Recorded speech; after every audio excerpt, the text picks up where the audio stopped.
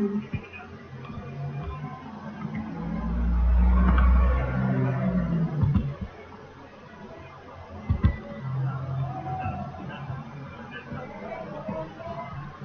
second, it is not coming full screen.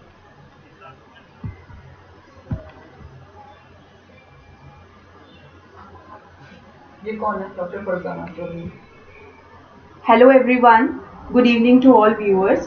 This is Dr. Tarika Sharma, Assistant Professor and Counselor from Department of Psychology, St. Wilfrid's College for Girls. Today I welcome all of you to our short-term course on Secrets of Human Psychology and Mental Health. Before we proceed, I would like to appreciate the efforts made by Samanvay and Right Solution Consultancy in giving us this opportunity for organizing this course for all of you.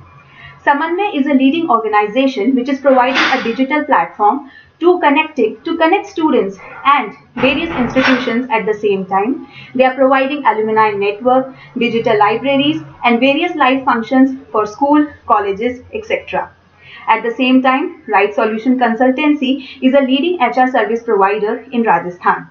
I express my gratitude for them for giving me this opportunity. I'm sure in the 6 days short-term course, we're going to provide some interesting facts and topics of psychology where you're going to find the knowledge fruitful, the concepts that you can apply in your day-to-day life. So let's learn and grow together. So the first day topic of our program is mental health, stigmas and measures to promote it. So before we proceed, let's just talk what mental health actually is. Mental health, the term that we are all familiar of. हम इसको digital media पे, print media पे सब जगह सुनते हैं. Social media पर भी इसका बहुत बार प्रमोशन होता है. I support mental health. Let's talk about mental health. Mental health matters. But क्या हम श्योर हैं कि हम मेंटल हेल्थ के बारे में एक्चुअली में जानते हैं? और अगर जानते हैं तो क्या वो नॉलेज सफिशिएंट है? बिकॉज अगर वो सफिशिएंट होती तो हमारी कंट्री के अंदर मेंटल हेल्थ का सिनेरियो डिफरेंट होता, सिचुएशन डिवास्टेटिंग नहीं होती. सो एक एफर्ट करते हैं यहाँ पर मेंटल हेल्थ को डीप कॉन्टेक्स्ट में जानने की और कोशिश करते हैं कि क्या हम at an individual level, at a group level and at a community level हम इसके अंदर चेंज ला सकते हैं. So first, let's see what is the definition of mental health according to World Health Organization. Mental health is a state of well-being in which the individual realizes his or her own abilities, can cope with the normal stresses of life, can work productively and fruitfully, and is able to make a contribution to his or her community. एक layman की भाषा में जाने तो mental health basically हमारी day to day life की task और responsibilities के बीच में बैलेंस बनाना है. It is a way we act, we think and we believe. Mental health doesn't mean that we don't have problems. Of course, in our lifetime, we all face failures, disappointments, adverse situations, and all of these surely impact us. But just like it is easy to recover from physical illness, in the same way, we can restore our mental imbalance too. Maintaining healthy relationship with others, ability to adapt to the changing situations, ability to cope with the stressful situations, having a strong sense of self-esteem, able to think rationally in times of crisis and taking decisions accordingly, strong sense of identity, and mental health is purely a positive effect marked by feelings of happiness and sense of mastery over environment. So basically, if we conclude in a nutshell, mental health is how optimally we function. Yes, how easily and how effectively we are balancing our relationships, our work, our education, our different areas of life and many more aspects. Now, why mental illness happens? So when on our continuum we transfer or we shift from being mentally healthy to being mentally ill. So there are certain behavior patterns in our personality which once the frequency, intensity and duration changes, we shift on a continuum from being mentally healthy to being mentally ill. So what mental illness actually is? Mental illness is our abnormal pattern of thinking, emotions और behavior. जब भी हमारे behaviour के अंदर एक deviation होता है तो वो कहीं ना कहीं हमारे अंदर एक डिस्ट्रेस क्रिएट करता है. जब हम उस डिस्ट्रेस के साथ डील कर लेते हैं तो हम इजीली हमारी नॉर्मल लाइफ पर बाउंस बैक कर देते हैं. बट अगर हम हमारे उन डिस्ट्रेसेस से डील नहीं कर पाते हैं तो कहीं ना कहीं वो चीज़ें प्रोलॉन्ग पीरियड ऑफ टाइम तक हमारे बिहेवियर का पार्ट बन जाती है और उसकी वजह से हम कहीं ना कहीं किसी ना किसी तरीके के मेंटल इलनेस से सफ़र करते हैं. Mental illness is associated with distress and lack of functioning. As I said, if we are suffering from any kind of mental illness, तो कहीं ना कहीं हमारी लाइफ का कोई ना कोई पार्ट उससे इम्पैक्ट होता है. For example, अगर हम एक स्टूडेंट हैं, so being a student, it might be difficult for us to concentrate in studies. It might be difficult for us to get rise early on time, to maintain our basic routine, to take our tutorials, and even it is very hard to go back on time. Being an industrial person or being an employee, it might be difficult for us to maintain our harmonious relationship with our boss, with our colleagues, and many more things. And as an individual also, we do not find pleasures in life. हम जो चीज़ों को बहुत interest से करते हैं वो चीज़ें भी हम नहीं कर पाते हैं. मेंटल इलनेस अगर लॉन्ग टर्म तक ट्रीट नहीं होती तो वो एक्यूट हो सकती है. They can the acute mental illness can turn into chronic. So every time we going to hear two terms, acute and chronic. So if at the certain point of time we feel that हमारी mental illness पर हम काम कर सकते हैं, हमने timely हमारे science या सिर्फ सिम्टम्स को असिस्ट कर लिया, उस पर टाइमली हमने एफर्ट्स लगा लिए, हमने किसी मेडिकल प्रोफेशनल की हेल्प ले ली, तो with in a few months of time हम मेंटल इलनेस से डील कर सकते हैं. लेकिन कहीं ना कहीं रिफ्यूज़ल या फिर किसी ना किसी रिजेक्शन की वजह से हम हमारी इलनेस के बारे में बात नहीं करते हैं या फिर उसके बारे में हम ट्रीटमेंट फॉलो नहीं करते हैं, तो वो हमारी इलनेस लॉन्गर टाइम तक रह जाती है and it can turn into a chronic illness. The onset of majority of the mental illness is very common in adolescence and early adulthood. And why does it happen? Because most of the things they start building up at the time of our childhood and they become concrete as we grow with our lifetime. Lack of awareness and refusal of care is very common in the case of mental illness. So why does it happen? Why not like physical illness, we do recover from mental illness on time? Why the condition is so devastating in India? The reason is stigmas. Yes, stigmas prevent mental illness from recovering. So what is stigma? So let us look at the definition of stigma. Stigma is defining people by their illness rather than who they are as an individual. I'm sure being a part of society, we are the victim and the contributor of it at the same time. कभी कभी हम सुनते हैं, अरे यार, she is depressive, she is a maniac, she is schizophrenic, she is attention seeker. We start labeling the person by the illness or by the distress he or she is going through. But we never do it in the case of physical illness. We never say someone, oh see, the diabetic is coming, oh see, the cancerous person is coming. So why is there a wide disparity and discrimination in the case of mental illness? So once we start perceiving somebody by their mental illness, it is known as stigma. And once we start behaving very differently with the person suffering from mental illness, that time stigma turns into discrimination. Yes, we start treating them differently, not in a positive way, but in a negative way. Discrimination, it makes things worse. Why? Because it does not allow the person who is going through mental illness to talk to significant person.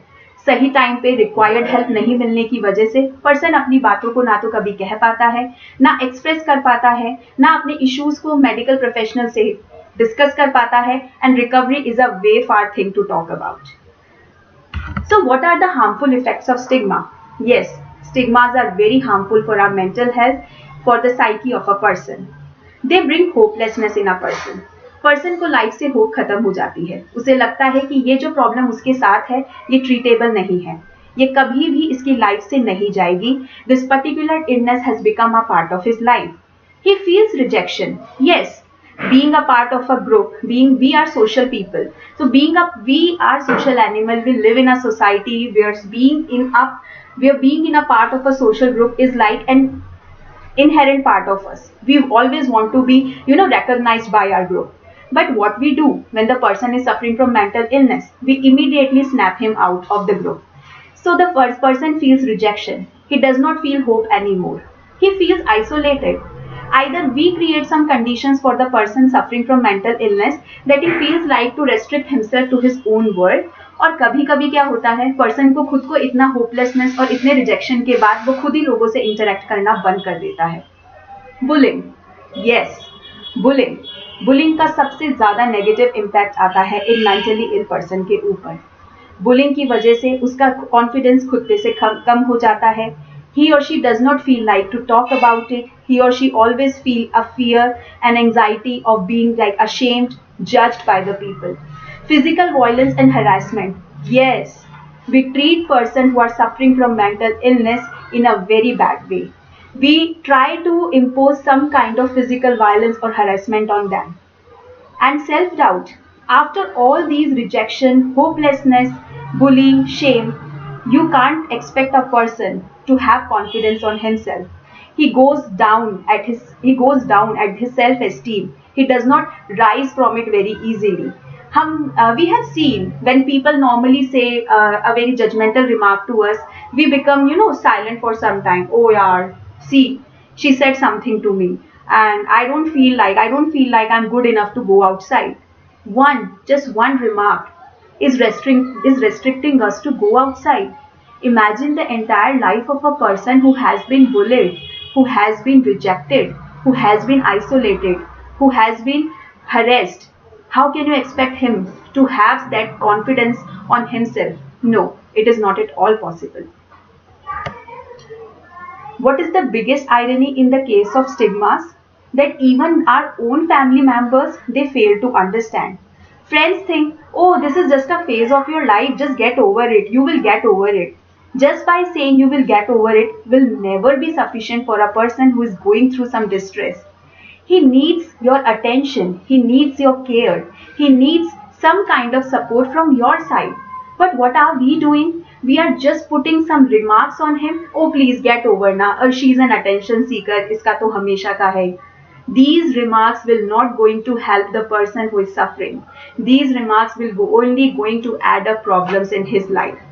Result, he becomes reluctant. He won't ask for help to get treatment. Self-doubt. As I said earlier, that the person will not able to get overcome from his self-doubt, and he will never able to achieve anything that he has been, he has decided in his life. And these person or these individuals who are suffering from mental illness, they get very fewer opportunities for employment and even for social interaction. Yes, they become outcast. We make them outcast. So why does this happen? How does this stigma originate?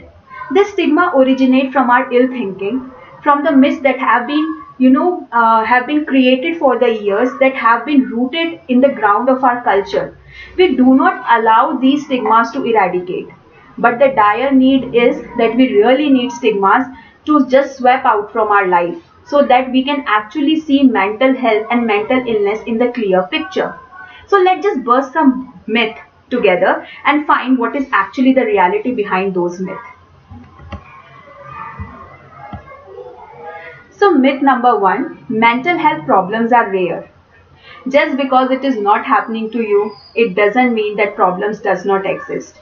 As the studies have revealed that 1 in 4 people will experience a mental health problem. अगर हम हमारे आसपास भी देखें तो हर 4 person में से 1 person हमें ऐसा जरूर मिलेगा जो किसी ना किसी तरीके के डिस्ट्रेस से सफर कर रहा होगा. Myth number 2, mental illness is imaginary. Yeah, most of the time we hear this thing. Oh, she is cooking a story. Oh, this is all in her mind. Oh, nothing happens like this. We have never seen it. I have never experienced it. So something is not happening to you in reality, or something which is not matching your standard of reality does not mean that it is not happening in real sense. Please accept this fact that mental health issues are real. People don't do it just to take attention or just to take acceptance from people. They are actually going through some issues. So please do not consider it as a cooked up phenomenon. Myth number 3. People with mental illness are usually violent and predictable. As I have said earlier, that this is one of the harmful effects of stigma, violence and physical harassment. So people who are going through some mental illness, they are not violent by nature. Indeed, they become the victim of violence and harassment by us. And yes, it is the biggest irony that somehow even all of us, indirectly or indirectly, contributing to this particular phenomenon. Myth number 4. People with mental illness aren't able to work. Yes, this is not a myth. This is the sad reality. They can work. They have all the abilities to work, to function effectively. A student suffering from mental illness can study. An academic person who is suffering from mental illness can teach. And a person who is employed, he can work. But what are we doing? We are snatching the opportunities from them. We are not giving them enough space and time to process things on their own. Being engaged in a work gives them a sense of purpose. It gives them a sense of accomplishment. And what are we doing? We are not giving them enough opportunities. And on the basis of these fewer opportunities, we have made this myth that these people aren't able to work. But please look into this. Are we really giving them enough opportunity to do something, to prove that they are worthwhile? Why are we labeling this mental illness as a sign of some weakness? जब physical illness होती है, we take a leave. So if a person is saying that he is going through some mental illness, we can give them a leave also, na? And then after a few days, after a few period of time, just like a person recover from physical illness and join his work again, we can do same in the case of mental illness also. But no, we are not doing it. We are considering it as an isolated phenomena that cannot be applied into the natural settings. Myth number 5. People are born with mental illness. Well, this is the reality that people do born with mental illness, but heredity or genetic is not the only cause that contribute in the development of a mental illness.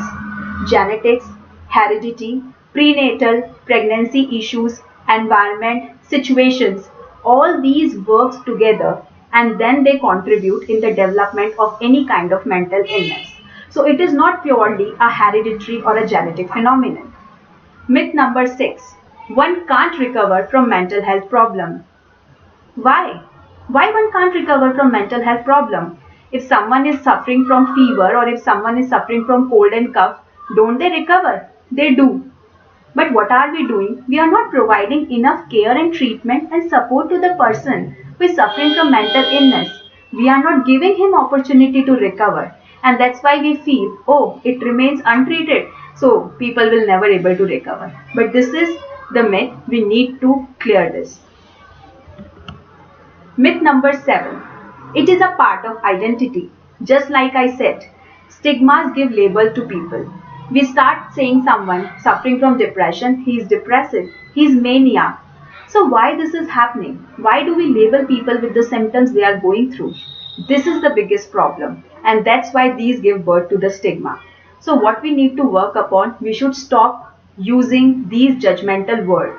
Stop using symptoms of mental illness as an adjective. Stop making them label of someone's personality. Myth number 8. Children don't develop mental health issues.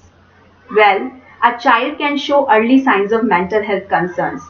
Half of all mental health disorders shows that signs before a person turns 14-year-old, and 3/4 of mental health disorders begin before age 24. As I said, that some of the genetic and hereditary factors contribute in the development of disorder, but the environment that a child receives since childhood, even before birth, they all work in contribution, and then they start making foundation for the development of some kind of mental disorder. If a child has been deprived, has been rejected from the basic affection or love, the child cannot trust anybody in the later stages of life. So, the impact of not receiving adequate amount of love and affection in the early stages will going to reflect in the stages of adulthood. And then we see that, oh, something is happening to a person in adult age, the cause is in the adult age. No, this is the effect. The cause has already taken place in the early signs, in the early stages of childhood. Myth number 9. Seeking professional help makes one crazy, weak or outcast in the eye of society. This is the biggest problem that happens in our country. We find it very normal once we see that someone is coming out from the doctor's clinic. But if we see that someone is coming out from the counselor's room, someone is coming out from the psychologist's room, or if someone is coming out from the room of a psychiatrist, we feel she is mad, she is going through something, oh, there is something wrong. And then we start treating them as an outcast. Marriages, low job opportunities, we give them this. Why? Why are we treating them as an outcast? Why are we not accepting this fact that just like we go for a regular checkup to a doctor about our toothache, about our heart, about our headache, even some heart related issues or any physical impairment or any physical suffering we are going through, in the same way we can talk to doctor, we can talk to counselors and psychologists also. Yeah, I'm not feeling good today. I'm feeling very exhausted today. I'm not enjoying the things that I used to be. I think I am aimless in life. I feel I'm wandering somewhere. Why are these comments, why are these sentences have not been taken positively in our society? Why they are not? Why are we not accepting? If somebody is saying these things, at least listen to them. At least pay attention that yes, somebody is suffering. Why when we say, oh my god, I am having a lot of sweating, oh my god, I'm feeling shivering in my body, why don't we consider that it might be a physical symptom but the cause can be mental? Then there must be a psychological cause behind it. We do not accept this fact. And this is the biggest irony, that the situation remains same even after a lot of promotion on digital media, print media about mental health. Now let's have a look on the current scenario of mental health in India. Studies done by World Health Organization, National Institute of Mental Health and Allied Sciences have done a lot of studies on the current conditions of mental health scenario in India. And from them, the following points have been concluded. Over 90 million Indians, or 7.5% of the country's population of 1.3 billion, suffer from some form of mental disorder. According to the World Health Organization, this fact has came out. Major disorders are depression, anxiety, PTSD, psychosis, phobia, suicide, alcoholism, drug dependence, sleep problems, schizophrenia. It is revealed that nearly 150 million Indians needed active intervention, while fewer than 30 millions were getting it. 42.5% of the employees in India's corporate sector suffer from depression or an anxiety disorder. See the devastating conditions of the working people in India. And almost every second employee, it is happening to every second employee. Yes, they are going through a significant amount of distress that can turn into depression or anxiety in coming time. Being the world's first largest economy, India has spent only 0.05% of its health budget annually on mental health over the last few years, much lower than even the average spending of low-income countries, which comes to about 0.5% of their healthcare budget. Suicide is the leading cause of death among those aged 15 to 29 in India. Yes. And you know, sometimes the cause of suicide is this myth, this stigma, this rejection, this discrimination that we are doing with the people. We never know that we have put some kind of a brick in the wall, and we never know what could have triggered that the person could have committed suicide. In India, inadequacy exists in infrastructure as well as in human resources. The biggest irony in our country is we do not invest properly on mental health care amenities. We have lack of infrastructure and even the human resources. In India, the number of psychologists, the number of counselors, the number of psychiatrists who should work in the treatment of mental illness, they are very lesser in number. A large proportion of the population ends up impoverished because of high out-of-pocket healthcare expenditures. If there are some facilities available, then the cost is so much that a normal person cannot afford it. And if a person from an urban population is not able to afford it, how can we expect it from a rural person to afford these things? And the thing is, even in the rural areas, these facilities don't even exist. That available mental health resources are still severely lacking. Rural areas do not have a practicing psychiatrist, just like I told you, psychologists, and even the absence of social workers. Where practitioners are there, qualities of services and their qualifications may be questioned. Yes, this happens.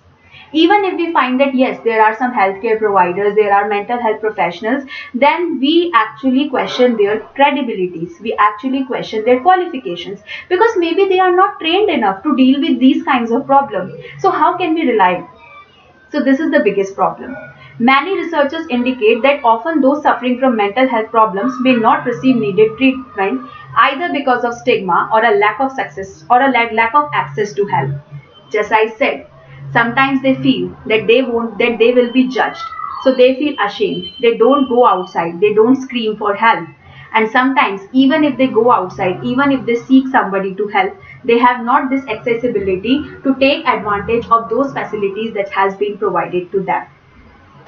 So considering all these conditions, we have seen that yes, the condition of mental health in India is really in a dire need to improve. We really need to work upon it, not as a community, not as a group, but at an individual level.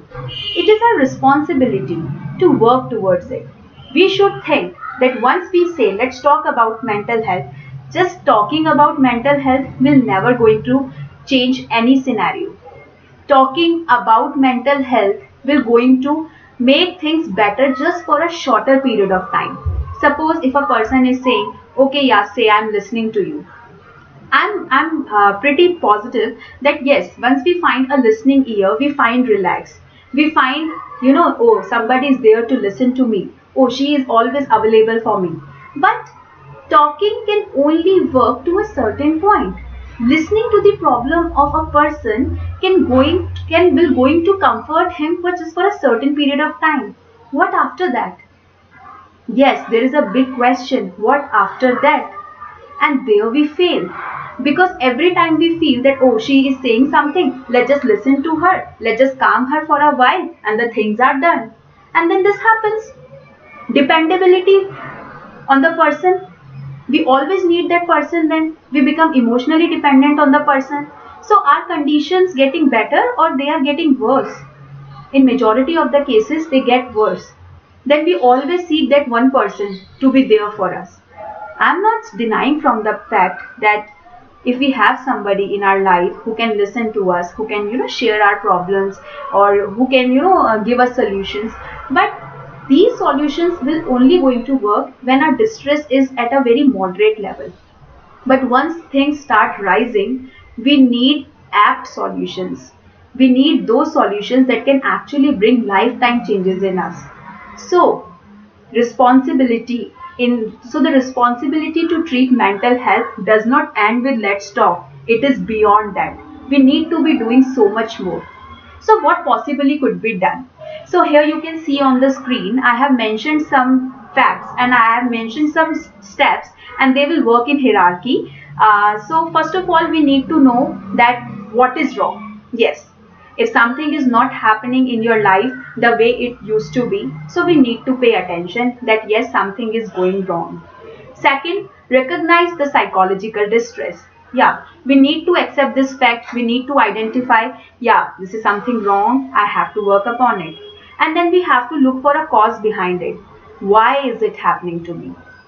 Awareness about self-help is necessary.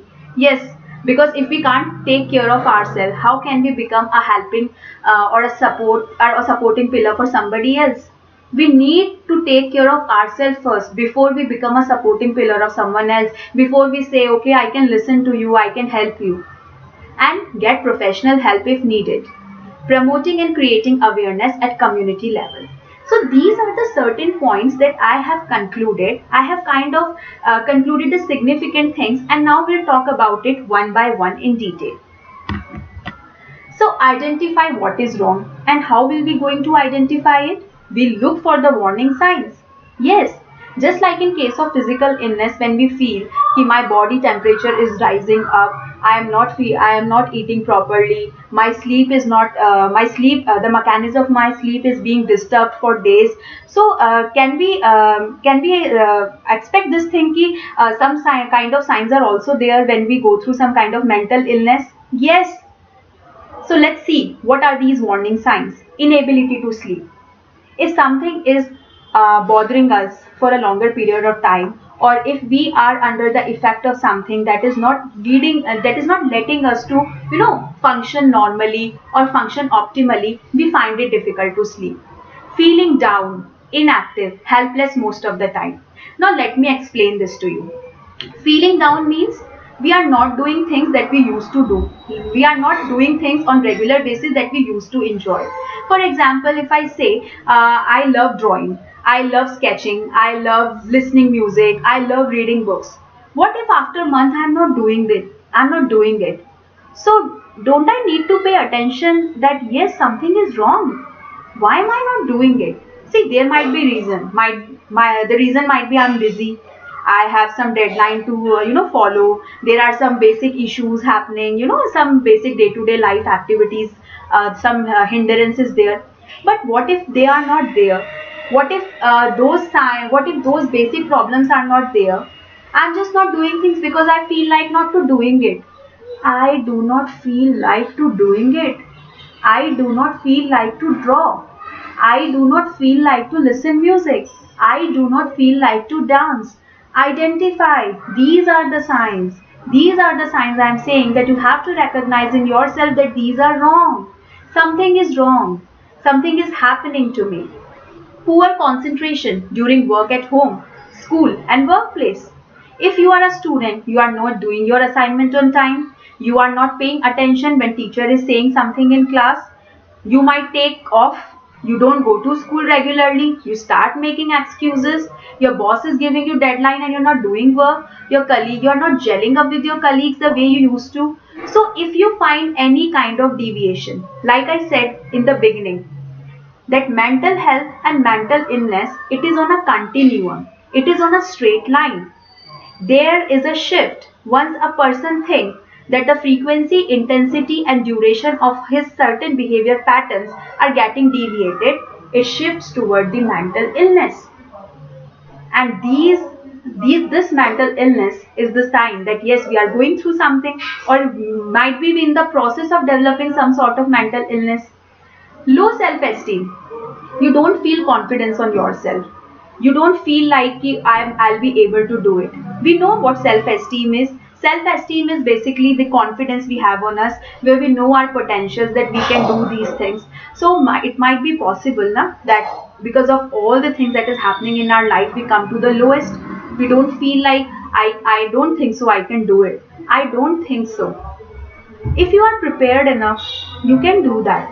But if you're not feeling like to prepare for something, then this is a warning sign we need to pay attention to. Negative and irrational thought. The biggest problem in the case of mental illness is negative and irrational thoughts. What are irrational thoughts? Irrational thoughts are something which do not have any logic behind it.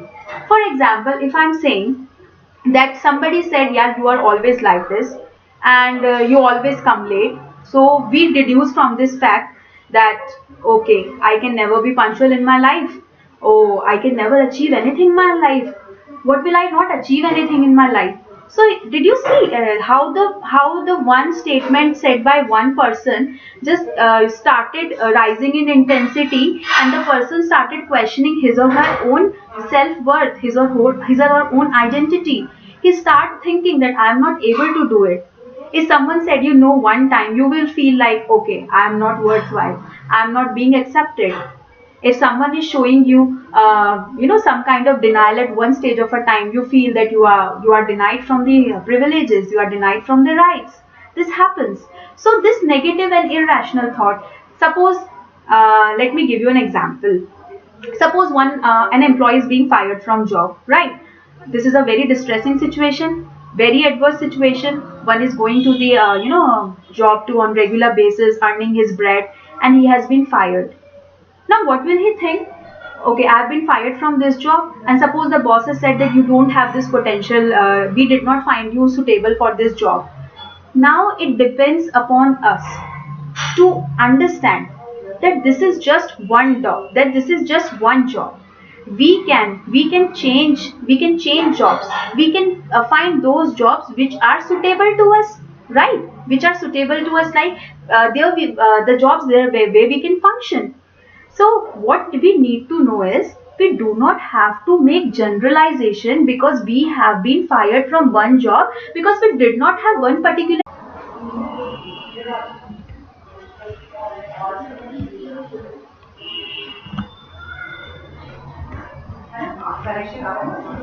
Connection आ रहा है हो गया correct हो गया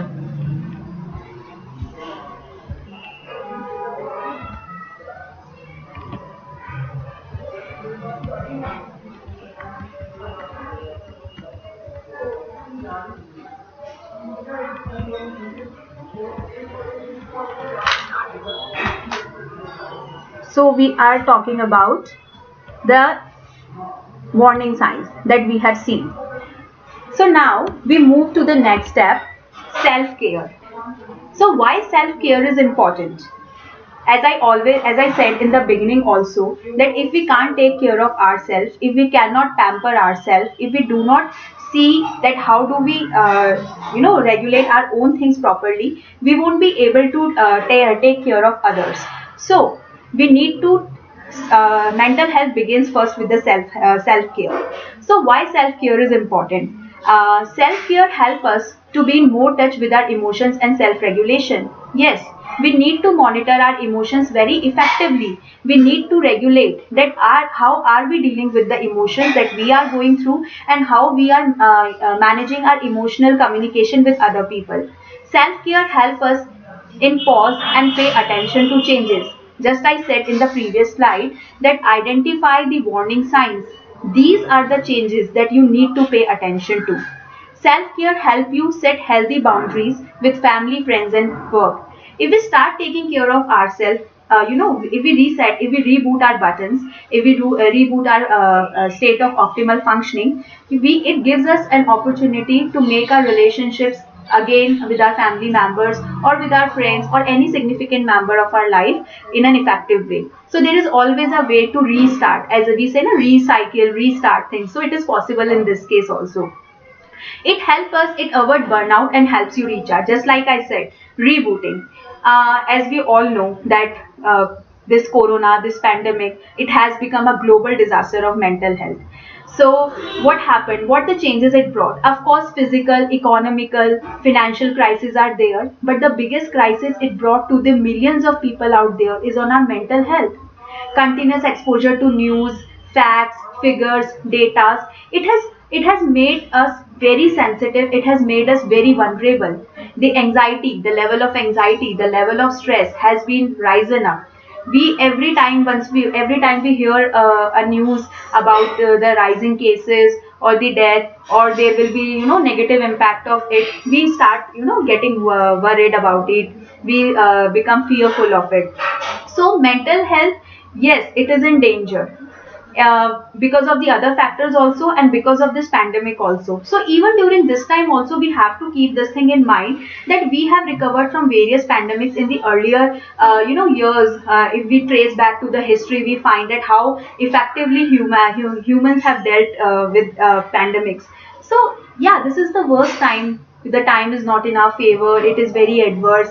But again, recovering from it is possible. So now the important thing that I have divided here self-care into various categories. So it will going to help us to go step by step. So first of all, let's see physical care. Now if I talk about physical care, so first of all, take a break.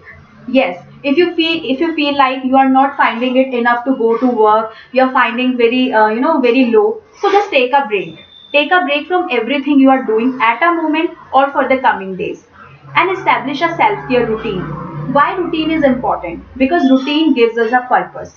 Routine, every day when we make a to-do list, so we have a purpose for us to get early in the morning and okay, I have to do these things tomorrow. And when in the end of the day we put a tick on that self-care routine, okay, I did this, I did exercise, I had my green tea, I had my fruit salad, I went for a walk. So when we put a tick, a big tick, in front of those to-do lists that we have made on a previous day, it gives us a sense of accomplishment.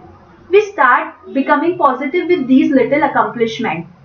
Then the next thing, eat well balanced diet. Yes, taking a good nutritious meal is very necessary.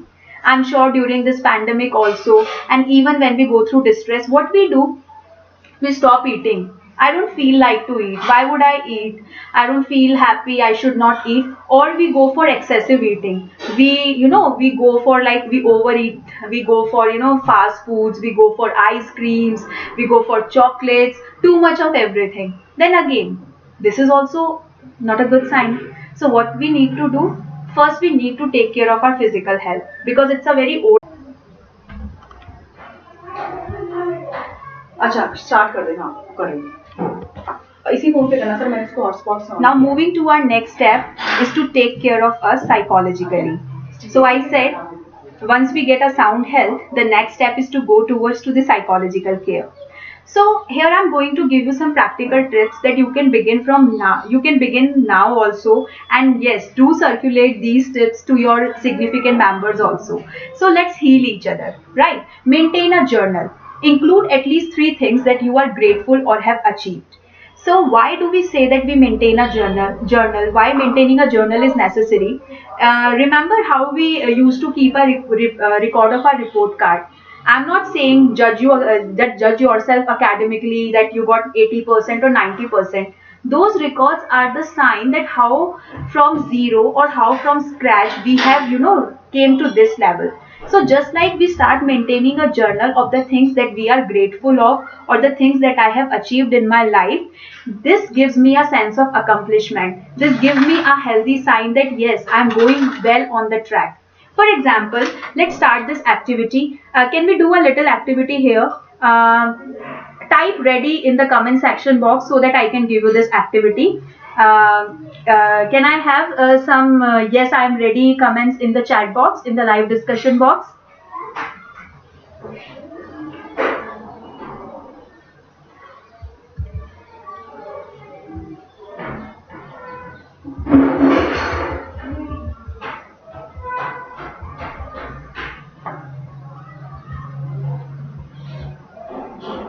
Okay, so what I'm saying, I did not receive any kind of yes, I'm ready comments. So I'm giving you this activity. You can do this later also. Let me begin from myself. During this lockdown, I have also tried and learned a few things. So I have started doing doodling. I have started reading different genres of book, and I have started working on some qualities of me that I felt that somehow hindered me in growing my connections with people. So these are the things that I have achieved in my these lockdown time, and the things that I'm grateful for. I have a quality people in my life. I have people who take care of me. छोटे छोटे अपने accomplishment का lockdown.